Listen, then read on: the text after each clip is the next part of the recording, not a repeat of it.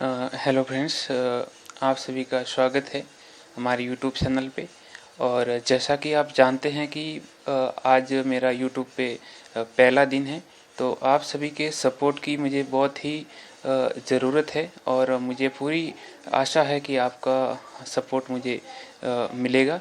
तो सबसे पहले वीडियो को शुरू करने से पहले, हमारा टॉपिक शुरू करने से पहले मैं अपना कुछ खुद का इंट्रोडक्शंस बता देता हूँ, आपको इंट्रोड्यूस कर देता हूँ कि मैं कौन हूँ, तो ताकि आप मुझे जान सके। तो सबसे पहले मेरा नाम है दिनेश चौधरी and I have 3 year civil service exam preparation experience है and I have passed written exam in UPSC CAPF exam 2021 को मैंने लिखित परीक्षा को पास किया है। तो ये चैनल बनाने का उद्देश्य ये है कि जिसके माध्यम से एक ग्रामीण परिवेश के जो बच्चे हैं उनको बताया जा सके कि आप सिविल सेवा की परीक्षा की तैयारी किस प्रकार से कर सकते हैं तथा अपनी तैयारी को किस प्रकार से आगे बढ़ा सकते हैं, ताकि कोई भी कठिनाई नहीं आए। क्योंकि मैंने भी जब शुरुआत की थी और मुझे अब अच्छा खासा अनुभव भी हो गया है कि 2-3 साल हो गए और मैंने कुछ यूपीएससी का एग्ज़ाम भी पास सीएपीएफ का किया है, तो आपकी हेल्प तो मैं कर ही सकता हूँ। तो मुझे लगा कि अगर हेल्प कर सकता हूँ तो इस चैनल के माध्यम से आज इसकी शुरुआत की जाए। तो हम बेसिकली आज का वीडियो इस टॉपिक पे हैं कि जो बिगनर है, जो अभी मतलब 12th में पढ़ रहे हैं, जो अपनी कॉलेज की प्रिपरेशन कर रहे हैं तथा साथ में यूपीएससी की तैयारी करना चाहते हैं, तथा जिनके पास कोई मतलब गाइडेंस है ही नहीं, जो जानते ही नहीं कि तैयारी को हम किस प्रकार से अपनी तैयारी को आगे की दिशा दे सकते हैं। तो इसके लिए मैंने एक जीरो से मतलब आप कैसे शुरुआत कर सकते हैं, इसके लिए ये वीडियो को फ्रेम किया जा रहा है। तो सबसे पहले हम कुछ पॉइंट है मेरे पास जिसके माध्यम से हम जानने का प्रयास करेंगे कि आप अपनी तैयारी को किस प्रकार से एक नई दिशा दे सकते हैं। तो सबसे पहले का पॉइंट है कि आपको सबसे पहले मेंटली प्रिपरेशन करनी होगी, अपने मानसिक रूप से तैयार होना पड़ेगा। और दूसरा है कि परीक्षा के पैटर्न एवं उस सिलेबस को जानना भी बहुत ही ज़रूरी है। तथा तीसरा पॉइंट है कि सिलेबस के बाद और पैटर्न को जानने के बाद आपको एक प्री और मेंस के पेपर को भी जानना बहुत ही ज़रूरी हो जाता है। और उसके बाद आपको एक प्री और मेंस का सिलेबस और उसके पेपर देखने के बाद आपको एक बुक लिस्ट भी तय कर सकते हैं कि आपको क्या क्या इसके अंतर्गत आपको पढ़ना है। तो उसके बाद ये सब करने के बाद आपको एक व्यापक कवरेज की रणनीति को तय करना होगा तथा जिसके उस पे चल के आपको नियमित रूप से उस पे कार्य करके उस पे आपको एक दिशा दे सकते हो आप अपनी प्रिपरेशन को। तो सबसे पहला हम डिस्कशन करेंगे कि आपको अपने आप को मेंटली रूप से आप किस प्रकार से खुद को प्रिपेयर कर सकते हैं।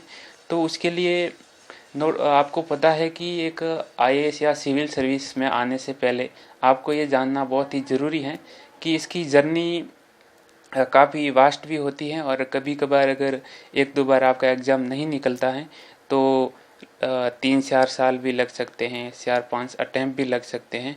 तो उसके लिए आपको मेंटली रूप से पहले से ही तैयार रहना पड़ेगा, नहीं कि बाद में आप सोचो कि मेरे साथ ये हो गया वो हो गया। तो और उसके लिए आपको फैमिली को भी कन्विंस करना बहुत ही ज़रूरी है, क्योंकि फैमिली एक प्रकार से आपको भावनात्मक रूप से या फिर नैतिक रूप से भी सपोर्ट करती है। और फाइनेंशियली अगर हो सकता है तो करें, नहीं तो वो आप खुद भी संभाल सकते हैं। लेकिन आपके लिए नैतिक और भावनात्मक सपोर्ट बहुत ही ज़रूरी हो जाता है, जो कि एक आर्थिक सपोर्ट से हम उसको ऊपर मान सकते हैं। तो इस प्रकार से आप एक ये एटीट्यूड लेके चलना है कि जब तक तोड़ेंगे नहीं तब तक छोड़ेंगे नहीं। ये दशरथ मान जी का कोट्स हैं, तो इसको आप जीवन में उतारिए तथा इसके माध्यम से आप अपनी प्रिपरेशन को आगे की दिशा दे सकते हैं। तो इस प्रकार से आप अपने आप को मेंटली तैयार करिए, अपने आप के अंदर एक सेल्फ मोटिवेशन रखिए तथा खुद को तैयार कीजिए कि आप किस प्रकार से अपने आप के अंदर एक वाय ढूंढने का प्रयास कीजिए कि मुझे इस सर्विस में क्यों जाना है तथा क्या कार्य करना है। तो आपको अपने आप, अगर आपका वाय क्लियर होगा तो आपको एक अपने आप के अंदर से एक उत्तर मिलने लगा कि मुझे इस कारण से जाना चाहता हूँ। तो आप एक लंबे टाइम तक आप इस जर्नी को एंजॉय कर पाएंगे और सस्टेन भी कर पाएंगे। तो पहला पॉइंट मुझे लगता है कि मैंने आपको बेहतर तरीके से क्लियर कर लिया है। तो दूसरा पॉइंट है कि परीक्षा के पैटर्न को जानना है। तो आप सभी जानते हैं कि सिविल सेवा एक परीक्षा में 3 स्टेज होते हैं। जो सबसे पहला प्रीलिम्स होता है, दूसरा मेंस और थर्ड होता है इंटरव्यू। तो आपको प्रीलिम्स में 2 पेपर होते हैं, जैसे जीएस का और एक होता है सी सेट का, जो कि एक ऑब्जेक्टिव टाइप का होता है। और मेंस प्रश्न होता है, उसके अंतर्गत आपको जीएस के 4 पेपर होते हैं अलग अलग प्रकार के, और 2 पेपर ऑप्शनल के होते हैं, और एक हिंदी और इंग्लिश का क्वालिफाइंग नेचर का एक पेपर भी होता है, और इंटरव्यू आपका 275 मार्क्स का कुछ होता है। तो कुल मिला के आपको ये 3 स्टेजेस क्लियर करना है। और सिलेबस भी आपको एक विस्तृत यूपीएससी की वेबसाइट से सिलेबस को निकाल सकते हैं, या फिर मैं अपने अगले वीडियो में आपको एक विस्तृत सिलेबस को भी डिस्कशन करके आपको बताना चाहूँगा कि किस प्रकार से आपको सिलेबस को समझना चाहिए। तो और उसके नेचर को किस प्रकार से जान सकते हैं। उसके बाद आप एक काम करिए कि एक अरिहंत की कुछ बुक्स आती हैं, जिसमें कि काफ़ी मतलब 20-25 साल के प्री और मेंस के क्वेश्चंस होते हैं। तो उसको आप देखिए और अपने सिलेबस के साथ उनको एनालिसिस करिए, ताकि आपको एक ट्रेंड समझ में आए कि किस प्रकार से सिलेबस है, और उससे किस प्रकार से, और पहले मतलब जो 2013 में सिलेबस चेंज हुआ तो उसके बाद किस प्रकार से सिविल सेवा में एक ट्रेंड बदल गया, और क्वेश्चन की डिमांड क्या है वो समझना भी सक्सेस पाने के लिए बहुत ही ज़रूरी हो जाता है। तो ये तीसरा पॉइंट क्लियर हो गया कि आपको अपने प्री और मेंस के पेपर को भी साथ साथ में एनालिसिस करना है, और उसके साथ ही आपको अपनी एक वैकल्पिक विषय को भी तैयार करना बहुत ही ज़रूरी है। और वैकल्पिक विषय आप किस प्रकार से चूज कर सकते हैं, तो उसके लिए हम एक और वीडियो बना सकते हैं उस पर कि आप वैकल्पिक विषय, आपका अगर बैकग्राउंड उसमें विषय में क्या रहा है, आप उसको किस प्रकार से जानते हैं, तो भी आप एक वीडियो आपके लिए बना लेंगे ताकि एक हेल्पफुल रहे आपके लिए। तो उसके बाद आप आते हैं कि हाँ, सिलेबस और क्या हो गया, चौथा पॉइंट अब कि सिलेबस और परीक्षा का पैटर्न और सिलेबस और मेंस के क्वेश्चंस जान लिया आपने। तो उसके बाद आपको एक बुक लिस्ट भी तय करना होगा कि मुझे एक बाउंड्री तय करना बहुत ही सिविल सर्विस में ज़रूरी है, क्योंकि आपको एक ही जैसे कोई भी जैसे पॉलिटी है तो उसके 10 बुक्स पढ़ने का कोई फ़ायदा नहीं। आपको एक नोट्स पढ़ सकते हैं या कोई भी बुक्स पढ़ सकते हैं। तो आपको बुक बाउंड्री तय करना बहुत ही ज़रूरी है कि मुझको इसके अंदर अंदर घूमना है, ना कि मतलब इधर भी घुस रहे हो उधर भी घुस रहे हो और जंगल में घुस गए बाहर ही नहीं निकल पा रहे हो। तो यह आपके लिए बहुत ही मतलब दुखदायी होगा, क्योंकि टाइम बहुत ही स्पीडली निकलता जाता है और एग्ज़ाम पास आता जाता है, और जैसे ही पास आता है तो हम पाते हैं कि हमारा सिलेबस ही कंप्लीट नहीं है। तो उसके लिए भी आपको तैयार रहना होगा। और बुक लिस्ट में स्पेशली आपको गाइड करने के लिए आगे बताता रहूँगा, और इसी चैनल से आप जुड़े रहेंगे तो मैं आपको और भी जानकारियाँ देता रहूँगा, क्योंकि मेरा उद्देश्य भी यही है कि इस चैनल के माध्यम से जो ग्रामीण स्टूडेंट है उसको विशेषकर रूप से मैं कुछ सपोर्ट कर पाऊँ, क्योंकि मैंने भी ये सिविल सर्विस का दंश झेला है, जहाँ पे दिल्ली में किस प्रकार से आप वहाँ जाते हैं तो अपने आप को किस प्रकार से सतर्क रहना होगा, ताकि कोचिंग इंस्टीट्यूट के चक्कर में ना फंस के एक सही मेंटरशिप या गाइडेंस आप ले सके।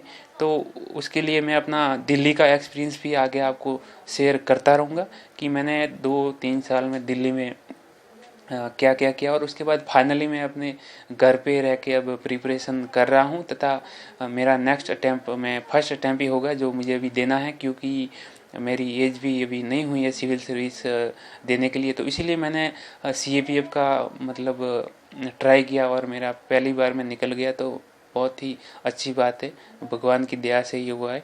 उसके बाद व्यापक 5वें स्तर पे आपको ये सब हो जाने के बाद आपको व्यापक कवरेज की रणनीति तय करना होगा कि मतलब आपको अपना सिलेबस बुक लिस्ट तय हो गई, आपने सिलेबस देख लिया, ट्रेंड समझ लिया, आप मेंटली रूप से भी तैयार है, फैमिली भी आपकी कन्वेंस है, तो उसके बाद आपको एक व्यापक कवरेज एक रणनीति बनानी होगी कि मैं इस रणनीति पे चल के रोजाना इतना इतना इतना टारगेट रखूंगा और उसको कवर करता जाऊंगा और बीच बीच में अपने एमसीक्यू टाइप के या मैथ्स टाइप के टेस्ट भी लिखता जाऊंगा। और आजकल बहुत ही टेलीग्राम चैनल पे ग्रुप बने हुए हैं जहां आप अपने आंसर को इवेल्युएट कराने के लिए मतलब उसमें सेंड कर सकते हैं, ताकि आपको पता चलता रहेगा कि बहुत सारे है हमारे इसी फील्ड से जुड़े हुए जो अभी एस्पायरेंट है जो तैयारी कर रहे हैं, तो वो आपको बताते रहेंगे कि मतलब आप कहाँ पे गलतियाँ कर रहे हैं, कहाँ पे आपकी थोड़ी सी कमी है, तो उसको सुधारने का प्रयास करें और फिर उसको लिखने का प्रयास करें ताकि आप एक लिखने का पूर्ण रूप से